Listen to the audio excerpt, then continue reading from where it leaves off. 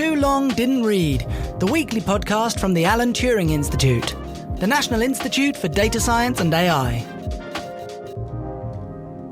Hello and welcome to Too Long Didn't Read, where we look at some of the most interesting and impactful stories in data science and artificial intelligence from the past week. We read so you don't have to. I'm Luca and I'll be taking over Jonah's spot whilst he's at the East Anglian coast getting crabs. I'm the digital media coordinator here at the Turing. Namaskara, my name is Smera Jayadeva and I am DJ Jeff, or a research assistant in data justice and global ethical futures. Excellent name. So already episode 3, did you expect to lose Jonah so soon? I think he needed to be sent away for a bit to really think about those jokes that he was making.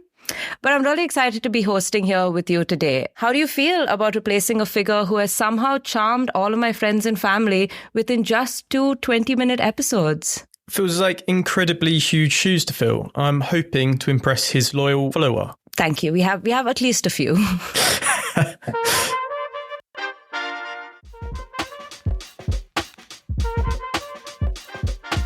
Now, Smera, I don't know about you, but the morning after a heavy night out is usually already quite a delicate time of day, especially when you have to flick through all the really great pictures you took through the night, only to find they're not actually so great. This is where the new Google Pixel 8 phone comes in. With its latest tech called Best Take, it'll include a new face-changing AI that will automatically alter your facial expressions to suit what you're going for best. Now, we've seen similar technology in apps like Facetune and FaceApp, but this time it's already built into your camera, cutting the middleman completely out of the picture. Of course, this is sparking huge controversy, with many concerned of its potential online safety risks and security breaches. What do we think?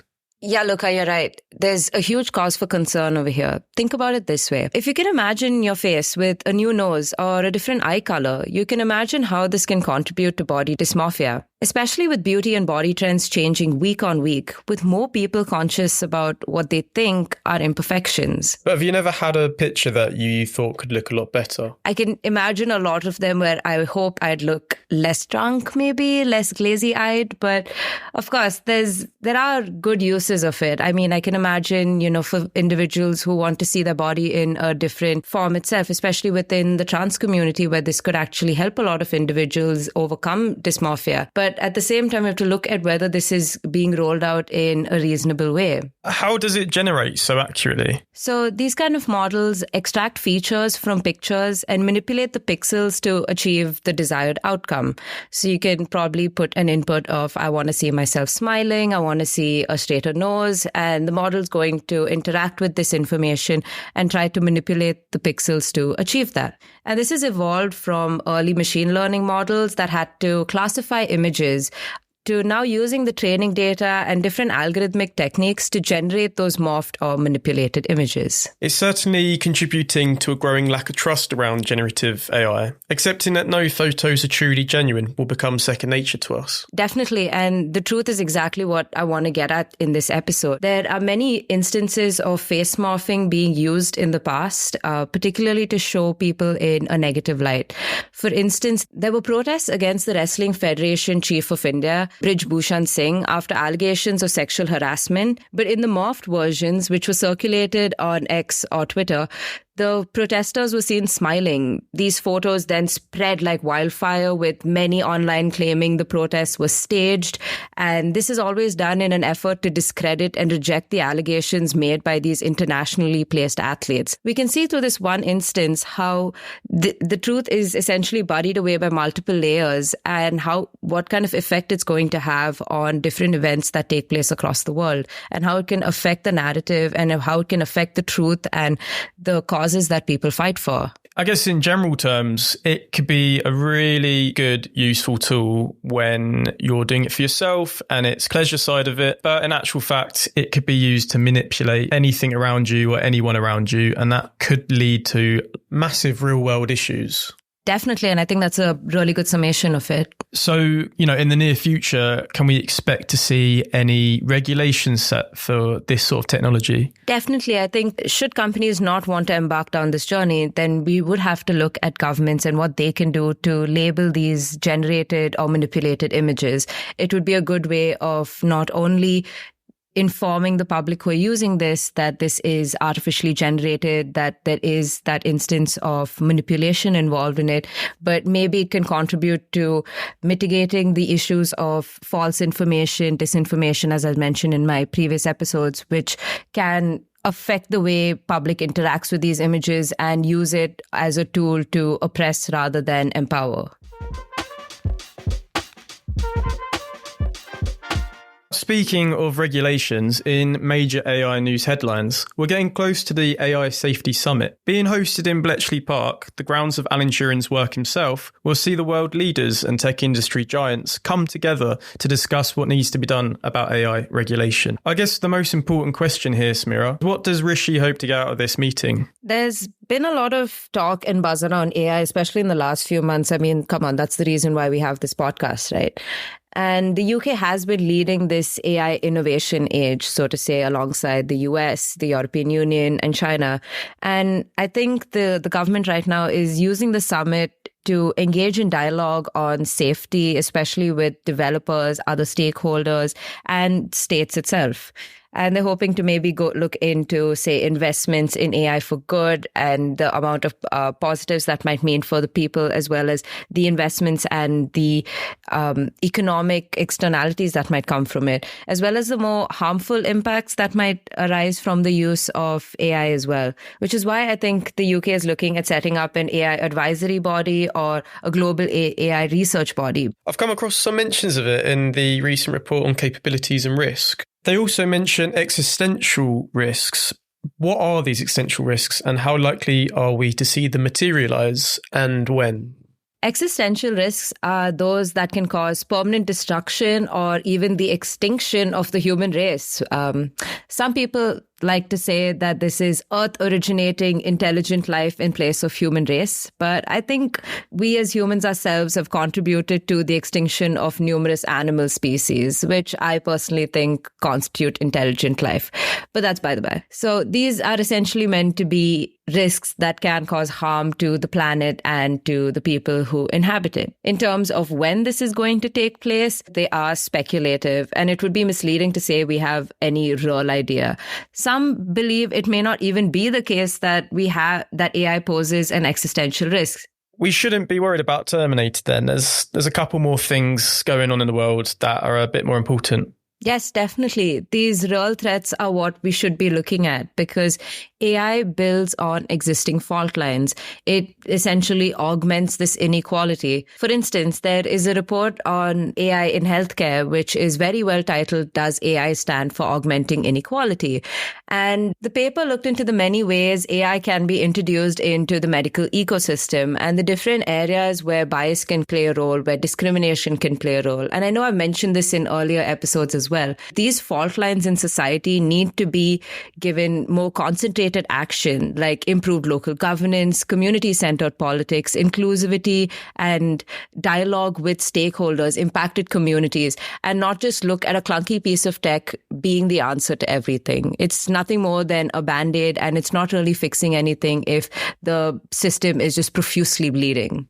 Nice. Yeah, that really clears up the subject, Smera. The report also mentioned cyber threats in AI development. In news relating to this, we're seeing potential increases in cyber attacks online. Now, going back to the AI summit, do you reckon we're going to have talks in place to discuss about regulating these things? Yes, definitely. And these cyber risks and capabilities are also mentioned in the report released by the UK government. For instance, in terms of cyber threats, there have been multiple reports and studies that have found that phishing, spear phishing, malware, and other such cyber threat campaigns and content can be improved using generative AI. Using such tools, it'll take up less time, so less labor effort, as well as some studies saying that the content being produced can also be more convincing. So the government report has also looked into how foundation models or frontier AI as well can be used to enhance other such attack techniques and gather more information,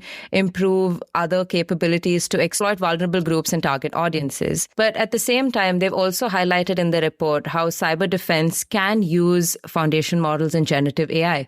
They have seen whether it can be used in anomaly detection, security scanning, and mitigating insider threats. projects. These are activities that take up a lot of labor and can reduce the burden that government faces to fix such vulnerabilities and detect anomalies on a regular basis. Nice. So there's a lot to unpack on this subject, and we're going to be following developments, keeping you informed of any updates over the coming weeks of the Safety Summit and the fringe events taking place around it. There's a lot to look forward to. While the summit itself is invite only, there's a lot to look forward to. There are events for everyone who is interested. This is the AI Fringe events, and you can find out more at aifringe.org. And if I can shamelessly plug an event that I'm going to be taking part in, AI at a Turning Point, how can we create equitable AI governance futures? It's being hosted alongside Queen Mary Institute in partnership with the Alan Turing Institute, the All-Party Parliamentary Group on AI, and the Big Innovation Center. Very specifically, we're going to be launching the National AI Ethics and Governance in Practice program, which is a series of workbooks that can help public sector individuals as well as interested parties to better improve their methods of inculcating ethical practice into their AI project lifecycle. So I look forward to hopefully seeing some of our listeners and maybe interacting with them. And you can find out more on the Eventbrite page. Moving swiftly into the AI assistant world, ChatGPT has inserted itself into postmodern life by becoming a crucial tool when it comes to our everyday lives. However, would this be considered a worldwide opinion? That's likely not the case. When in English, there's specifics on questions being asked or localized words being used. Think sneaker, US, trainer, UK, and even jogger, Australia. For other languages, there's much less effort going in. Smera, if ChatGPT used the word jogger instead of trainer in an answer, would you be as confused as me? I have literally never heard that in my life before. Would you say it's something that will get fixed over time, or will it be something that will just continue to be an obstacle that never gets resolved? Yes, this can be fixed over time if OpenAI and other such platforms take the time, money, and effort to invest into indigenous languages as well as non-English languages, where they can build up a data set that accounts for the nuances in those languages, slang words, and translations that might take place when an individual interacts with ChatGPT in the English or the Latin script, despite the language having their own script. Okay, but how does translation actually work with AI? Are there professionals sitting in a room somewhere manually translating words to add to the engine? If we take OpenAI's Whisper, a speech recognition model trained on 680,000 hours of audio taken from the web, there's not a lot of transparency on how they got their data. There are ideas that it used FLEURS, or FLEURS, a data set which has 2009 sentences translated into different languages. There's still not a lot of transparency. A paper found that a company called Lionbridge was soliciting people to read phrases in indigenous languages under the claims of trying to preserve those languages. They sent out emails to language departments in numerous universities offering to pay $40 to $50 for their work in translating and recording some of these audio clips. You can say that they have reached out to linguists, but it's hard to really know exactly how qualified those speakers are to be giving their input into these languages. Translation with these multilingual AI models uses probability theory and assigns different probability scores. And this is always down to the vast amounts of data that they use to train the model and as well as test the model. In these instances, they also scrape the web for different words and phrases, which is all well and good when it's in English, which is seen as a more dominant language. But when it comes to non-English languages, there is a dearth of interaction and recorded data. Thus, we have the first problem of low or poor quality data. Second, there's not a lot of transparency on the data that is used in these multilingual models, such as OpenAI's Whisper. If they are in fact reaching out to speakers of these languages, are these speakers fluent? Are they from the area? Does the project team account for nuances in language, say differences in European Spanish versus South American or Latin American Spanish? And very importantly, is there enough input from speakers of this language to capture the nuances and depth of the language itself? Finally, this does raise the question of ethics and the role that colonization has played in rewriting the languages and cultures of a lot of places. For example, we largely say New Zealand for the islands instead of the traditional Maori word, Aotearoa. So if a model is asked, where is Aotearoa? Is it going to understand it? Is it going to know where it is? And this always goes back to the indigenous people of the island and the Maori and what input they had in their language being used for these models. They see their language as a gift, and there are a lot of resources online where you can learn more about this. So, for instance, Tehiku Media don't release any product, service, or model that hasn't been vetted and quality assured by Maori language and data experts, which is a good direction that a lot of companies need to think about if they want to make sure the languages that they use in their models are reflective of their communities and are developed with the consent of the communities itself. If there's no professional translator, aren't we going to see loads of mistakes, particularly for people speaking in other languages? Yes, it's very important for us to have external translators who are very skilled at their jobs to oversee the final product and note if there are any issues and make sure that there is quality controls in place and that the final product can be consumed by the market without it leading to misleading information or confusion or worse, disrespecting the language and the culture of other people. Do you reckon this is going to be covered anywhere in AI safety regulations? I think it ought to be, and the European Union are trying to improve the EU AI Act to ensure that it covers aspects such as this. They've already directed companies like Google to watermark and label their images if it includes generated content. And I think that's an important first step, as I mentioned earlier in the segment as well. Finally, on a more positive note, artists are taking the charge against companies using their content with generative AI. What's there more to say about using this tool, Smera? So artists can use the Nightshade tool to attach a poison to their work. Essentially, when a model in training interacts with the work of an artist who uses this tool, the poison will corrupt and confuse the model, so it will quite literally be unable to read the art. So if the model had to classify and read an image of a pumpkin spice latte, the poison works to instead output as a trainer. It's definitely a massive win for the creative world, and definitely something I didn't expect to see for a long time. Maybe we're close to seeing a revolt.